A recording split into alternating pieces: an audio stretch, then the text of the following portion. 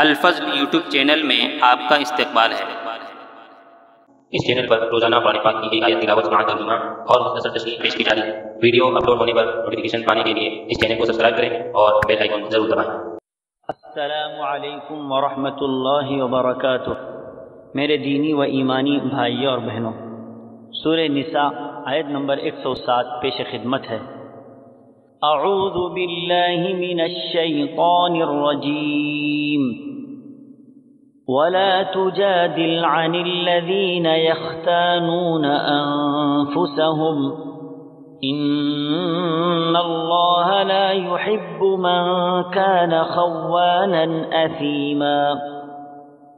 اور ان کی طرف سے جھگڑا نہ کرو جو خود اپنی ہی خیانت کرتے ہیں، یقیناً دغاباز گنہگار اللہ تعالیٰ کو اچھا نہیں لگتا۔ حضرات، مذکورہ آیات کے واقعے کے پس منظر میں اللہ کے نبی صلی اللہ تعالیٰ علیہ وسلم کو تاکید فرمائی جا رہی ہے کہ اے نبی، آپ خیانت کرنے والوں کی طرف سے کوئی جواب دہی نہ کریں، کیونکہ خیانت کرنے والے اللہ کو انتہائی ناپسند ہیں۔ اس آیت میں اللہ کے نبی صلی اللہ تعالیٰ علیہ وسلم کو آئندہ کے لیے ہدایت دی گئی ہے۔